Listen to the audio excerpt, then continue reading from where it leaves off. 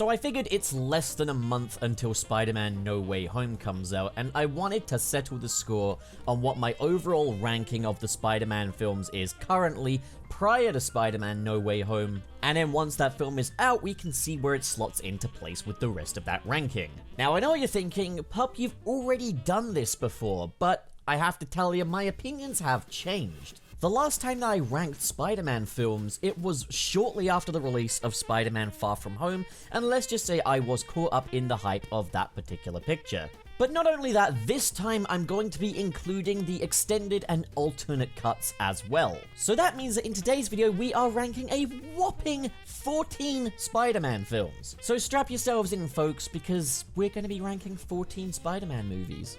Yeah.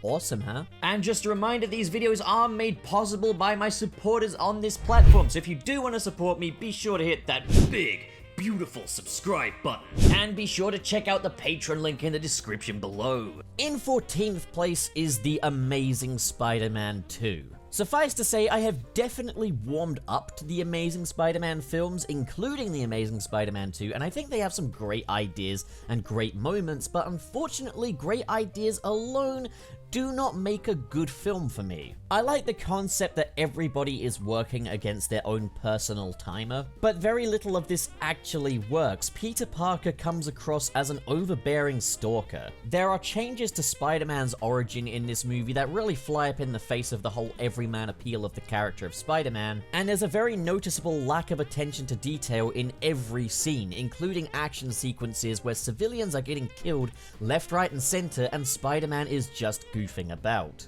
Unfortunately, for as many good ideas as there are in Amazing Spider-Man 2, it does not come together and make a good film for me. Also, the second act is literally like watching paint dry. In 13th place, we have Venom. Knock knock, let the devil in. Venom's a lot of fun, watching Anne chasing Eddie around the city as he just makes a massive mess with his new Venom symbiote. That's good stuff. It's just a shame that it's surrounded by some really dull stuff. The villain is generic as all get out. Riot, he sucks. Dull, evil scientist guy wants to take over the world. And the first half of this movie, before he gets the Venom symbiote, is so boring. The character of Eddie Brock is so ill thought through in this film, and just on a whole, yeah. The unintentional comedy moments are good, and I did enjoy all of the stuff between Eddie and Venom, but it takes up quite a small percentage of the film overall, and yeah. Dull threat, dull story. Unfortunately, it's bolstered up by a good character, but you know, doesn't really come in until the halfway point. Venom just isn't great. In 12th place, we have The Amazing Spider-Man. I'm probably gonna get a little flack for this, because The Amazing Spider-Man seems to be going through some kind of renaissance right now of fans that really appreciate everything it was going for now. And I'll say this, to some extent, I overall do agree that there's a lot to like about The Amazing Spider-Man, but like The Amazing Spider-Man 2, it comes together and makes, well, it's not as good as the sum of its parts, I would say. You might disagree, and that's absolutely fine, but I do not love what this all amounts to. There was some ambition with what they were doing with the character of Peter Parker, which I fully respect. Dealing with kind of abandonment issues and discovering his own identity. And the idea that becoming Spider-Man was more of a slow burn, yeah, I get what they're going for there. But I just feel like the idea of this more grounded Spider-Man film is kind of underdeveloped. Personally, I think the strengths of this film are not the things the film plays towards. I'm fine with Peter Parker having an abandonment issue because his parents walked out on him. That's fine, but I didn't think it needed to be a massive overarching mystery taking him to Oscorp. I would have rather freed up that time to actually develop his relationship with Gwen. Yes, Andrew Garfield and Emma Stone have wonderful chemistry, but they kind of go from naught to dating in just one scene. I feel like you could have had some fun scenes of them going on a date or something and showing how Spider-Man's powers kind of ruin that or get in the way, but Gwen loves him anyway. I think, you know, you could have done some fun things there. Also, Andrew Garfield is absolutely at his best when he's in the Spider-Man costume, and I feel like more of that would have really made a world of difference here. Just more Spider-Man, please. Also, considering they were going for a more grounded tone, I do not think that the Lizard was the best fit for this film, villains-wise. I think, you know, something more like Kingpin or the Enforcers, or, you know, one of the more boring villains would have done the trick. I don't know, you can still do the whole science freak thing, but like, I feel like, you know, a villain like the Lizard, or how far they took the Lizard as far as, you know, evacuating New York City because he's turning everyone else into lizards. Yeah, it kind of misses the mark on this Nolan-esque reboot they wanted to do. And in the end, what you got here is a Spider-Man film that retreads a lot of old ground, but just doesn't stay very true to its overall vision. Which is why, while I can definitely see the merits in it, it's definitely not very high up on my list. In 11th place, we have Venom: Let There Be Carnage. And this is where we start to get into the films that I really, really like. The reason this is so low down is just because the other films on this list are just that good. I loved Venom: Let There Be Carnage. It took everything that didn't work about the first Venom, got rid of it, and everything that did work and played it up. The dynamic between Eddie and the symbiote is front and center this time around, and it's a lot of fun just watching these two together. The film is just endlessly entertaining throughout the entire runtime. Not only that, we do have a much better villain this time around. Riot was generic as fuck, didn't like him. Carnage, on the other hand, you can't really go wrong.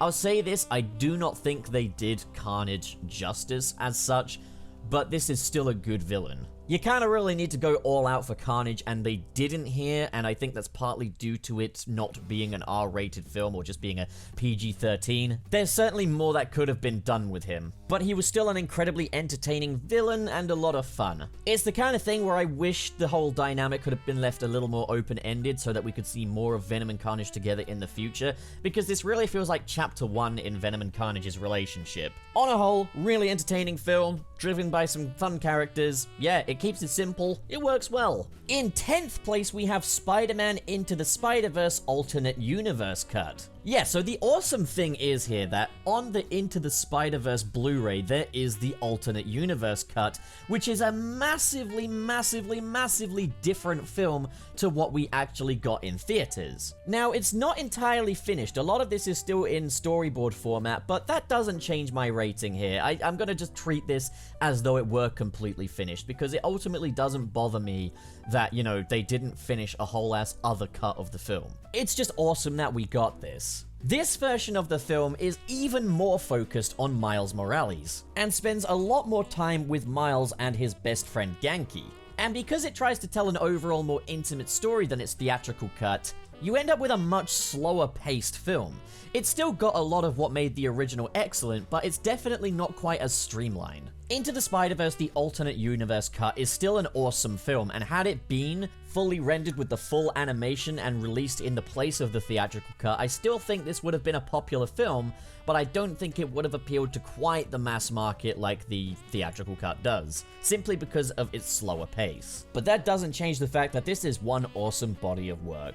In 9th place, we have Spider-Man Homecoming. Spider-Man Homecoming was very much the Spider-Man film I'd been begging for since I was a little kid. Spider-Man fully integrated into the Marvel Universe in a world populated by other superheroes. Most of the runtime is spent with Spider-Man in costume, dicking around with his powers and his new tech suit. Breezy pacing, a nice light-hearted tone with a pretty well emotionally adjusted version of Peter Parker who's very likable and endearing. Everything about Spider-Man Homecoming is just so enjoyable and endlessly entertaining. No, Peter's world that this film focuses on does not feel as expansive as it did in, say, the Raimi trilogy, but it has just as much heart and just as much character. It's all on a much smaller scale, and there's a lot less action than your typical Spider-Man film, and when there is action, it's definitely not as big. But Spider-Man Homecoming prides itself on being a nice little story-driven film with great characters, and also just the villains of this movie, the Vulture, the Two Shockers, and the Tinkerer. They have an absolutely fantastic dynamic. Not only that, I think they manage the comedy better than most MCU films as well. For example, the Washington Monument scene is allowed to just be intense. There are comedic moments, but they do not detract from the actual tension going on. So on a whole, Spider-Man Homecoming is just a breezy, perfect little Spider-Man film. It definitely doesn't show the fullest extent of what can be done with this character, but as a film on its own 2 feet, it's fantastic. In 8th place, we have Spider-Man Far From Home. Spider-Man Far From Home definitely has a few more issues than Homecoming did. However, sometimes more flaws can be a byproduct of going bigger and more exciting, and sometimes better. And I would say that Spider-Man Far From Home, when it goes bigger, and when it goes better, it goes better. Spider-Man Homecoming was the film we'd all been asking for. Spider-Man Far From Home is a Spider-Man film we never knew we needed. Because this is unlike any other Spider-Man film. Spider-Man sent on a little globe-trotting adventure to Europe, unfolding the mystery of Quentin Beck, the interdimensional warrior from another world who's taking down the elementals in our world one by one. But of course, he's also the sinister Mysterio, and my god, he is a great scenery-chomping villain. Mysterio is insanely entertaining, and it leads to some of the best action sequences that the franchise has to offer. There's also a lot going on in this story as well, particularly the ending, which I'm not gonna spoil in this video, but you all know it by now. While it definitely has a few contrived moments this time around, and I do think that the second half is way too fast-paced, I think there's just a lot more to love about Spider-Man Far From Home. Everything feels like a natural progression from where we were at with Spider-Man Homecoming, and it kicks things into high gear. While I do have more criticisms of this sequel, I also just have more praise as well. So it does even out. In 7th place, we have Spider-Man Far From Home Extended Edition. Now, this was exclusively released in theaters shortly after the initial release, and it has not surfaced on any Blu-ray or anything like that, which sucks because to me, this is the definitive version of the film. The scenes that were cut in the theatrical release you can still watch in the form of a little short film called To-Do List, but I think it all works 10 times better in the actual film. In this version, we get a little more of the road to Peter's little trip to Europe. We see a little more of him preparing. We see him selling his toys so that he can afford the Dahlia necklace. And we see him wrapping up his Spider-Man duties in New York before he goes away on holiday. In a really awesome scene where Spidey in his Iron Spider suit takes on the Manfredi crime family. This scene was just too cool to cut, and I do think that first half of the film did need a little more Spidey action. This definitely remedies that. This is the definitive version of the film. It sucks that they cut it down for the main release. It still flows fine, it doesn't feel like there's anything missing, but like at the same time, it's just this stuff is so much cooler. In 6th place, we have Spider-Man Into the Spider-Verse. This film is fan service done right. We have the origins of Miles Morales combined with the adventures of the Spider-Verse, but they keep it relatively small. They don't have dozens of Spider-Men flying around, you've just got a small handful. The main ones being Miles Morales, Peter B. Parker, and Gwen Stacy. The story is great, the character dynamics are absolutely phenomenal, and my god, just the visuals of this film. This is an expertly crafted piece of film. The pacing is just right as well. It really feels like everything here was handled with so much care. It's a love letter to Spider-Man. It doesn't feel overly stuck up its own ass either. And it truly embraces its comic booky roots. And nothing gets lost in the scale of it either. This is still a quintessential Spider-Man origin story, just told in an exciting new way. Into the Spider-Verse, as far as I know currently, is flawless. And if it's not, well, I'll still love it anyway. In 5th place is Spider-Man 3. Now, before you point your guns at me, I fucking love Spider-Man 3. I think Spider-Man 3 is a fantastic film. It's one of those films where you either roll with what it's trying to do or you don't, and I happen to roll with it. Yes, seeing the fall of Peter Parker, seeing him regress to the point that he does, is painful to watch and will have you wincing in your seat. And that is by design. It works. Now, there is a lot in this film, and it can feel a little bit choppy, but I love everything that's here. I love the core character dynamic between Peter, Harry, and MJ. I think it's handled with a great deal of maturity. It's basically seeing all of these flaws that these characters had from the start all boiling to the very surface. It all plays out in a way that feels organic, and it all swells to an incredibly emotionally driven climax, and I just think this film is absolutely fantastic. As I say, this film is everything Peter Parker has ever earned throughout the series falling apart, all because he becomes addicted to the symbiote. But not only that, it's the natural flaws of these characters as well. Peter Parker's sort of childlike naivety, Harry Osborn's vengeful delusions, Mary Jane's indecisiveness and need for validation. It's all acknowledged here, it all bubbles to the surface in a heartbreaking conclusion. No, Spider-Man 3 does not make you feel good, and I applaud the balls on it for doing that by design. I'm very much open to having more downer superhero movies because I think this really worked. Also, Venom. I really don't see the issue with Venom. Aside from the fact that they didn't really do the whole dual personality thing with him referring to himself as we, I would still say this was an incredibly faithful depiction of Venom, both in design and characterization. I mean, I'm kind of thinking back to when Mark Bagley was the main artist for The Amazing Spider-Man, and how Venom was depicted in that, like Carnage's origin story as well. Venom was very much depicted as this delusional sort of lunatic, with a very fucked up, self-serving sense of morality, and I think that Venom in this film is a perfect match for that. Yes, I know that Venom evolved over time, but just because he's not your Venom, that doesn't make him not Venom. But I also just love everything boiling down to this conclusion of Spider-Man facing Uncle Ben's killer and protecting the girl he loves from his dark reflection, while also teaming up with Harry Osborn, the man who's wanted him dead for ages and his childhood best friend. I love that. I absolutely love that. What a way for a trilogy to bow out. In fourth place is Spider-Man 3: The Editor's Cut. Everything that was great about the theatrical cut is still here, but it has been cut down to a slightly more succinct runtime, and the whole film flows quite a bit better for it. Some of the scenes have been reordered here and there. There is some additional stuff and alternate stuff as well, which I just think is a lot better than what we got in the actual theatrical cut. And I think the impact of the black suit and how Peter looks to it for comfort is a bit better communicated in this version. There are a couple of sacrifices made. There's a scene with Mr. Ditkovich that does get swapped out, and that's unfortunate because I love Mr. Ditkovich, but I get what they were going for. And there is a scene cut with Aunt May, which I fully understand why it is cut, but in isolation I do still love that scene. But I do think the film is overall a little better for it. So yeah, this is just a better version of Spider-Man 3. Like, if you don't like Spider-Man 3 on a fundamental level, you don't like how it handled specific things, I don't think the editor's cut is going to do much to sway you. But if you did like Spider-Man 3 but you thought it could have been a little better, this is the cut for you. In third place is Spider-Man, the 2002 original. Spider-Man is absolutely fantastic even today.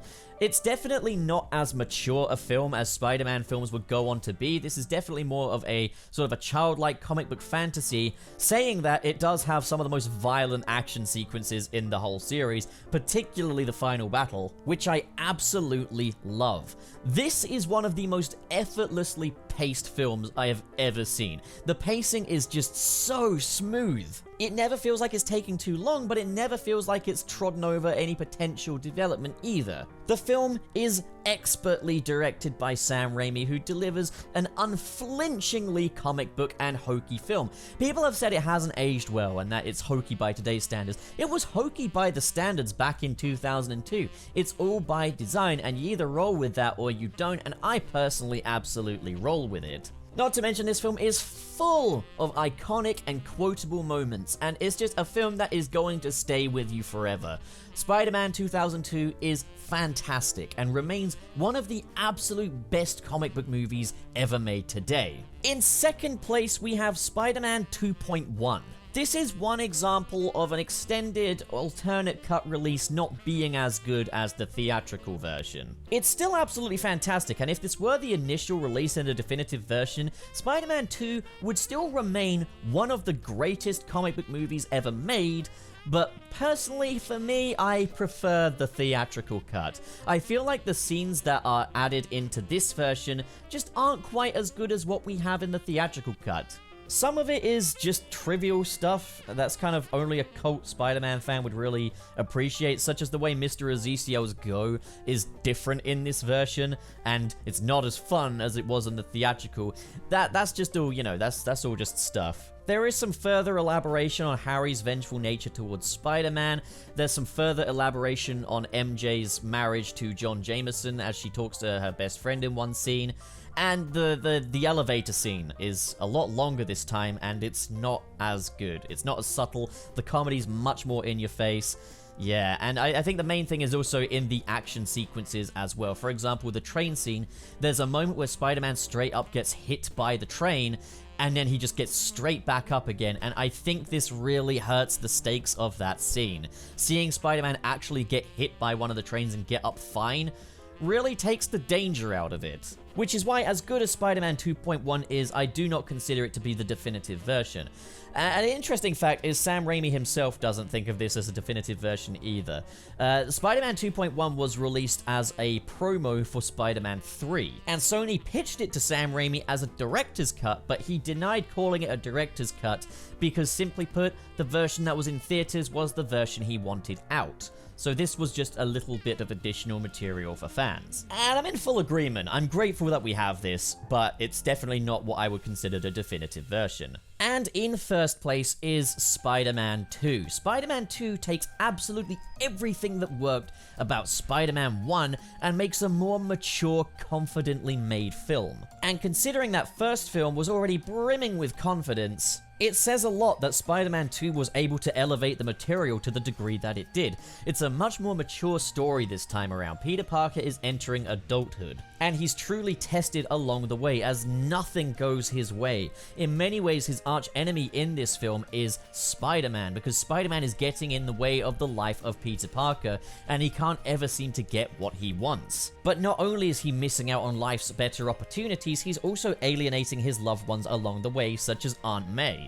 Spider-Man 2 is very much a mature, character-driven film, but that doesn't mean that it pushed out on the action sequences, as this has not only some of the most action sequences of any Spider-Man film, but absolutely the best. The choreography between Spider-Man and Doc Ock is on absolute top form, as we get some of the most ambitious and intense action sequences in any blockbuster that I have ever seen. Backed up only by how good these characters are as well, Spider-Man 2 comes together in the perfect marriage, which is everything a blockbuster can be. Not only is Spider-Man 2 the best Spider-Man movie in my opinion, it is also the best superhero movie and one of the best movies ever made in my opinion, which is why it absolutely takes the top spot on my list. I am very excited to see where Spider-Man No Way Home is going to slot in on this list. And there's a number of different possibilities. One, I get caught up in the hype and stick it at the number 1 spot again. Number 2, you know, it goes in the place it belongs. I don't know if it's necessarily going to sit as close to my heart as like the Raimi trilogy does, because I just love the Raimi trilogy for everything it went out of its way to be, and No Way Home is clearly a very different kind of movie to what the Raimi trilogy was. Different doesn't necessarily mean worse, but it is going to depend on how much I love it. So it's just, a lot of this does boil down to preference. But what do you guys think? Stick your rankings down in the comments below. I'd love to read through them. Don't be a dick about it though. And until the next time, bye-bye. So what do you guys think? If you enjoyed this video and you want to support more like it, be sure to hit that big, beautiful subscribe button. And of course, in the description below are links to different social media feeds, including the Patreon. If you're feeling extra generous, like the following people, who are JK Strife, Marcus Ward, Sirius the Skeptic, Biotinarts, Mr. SP, David 20 Covers, Sergio, George is Lost, Legendary Ray Ray, Cheesemaster769, Adam Myers, and Fayalan Schwarzentraub. Thank you guys, you are the best of the best, but as for the rest of you, thank you so much for watching guys, and have a great day.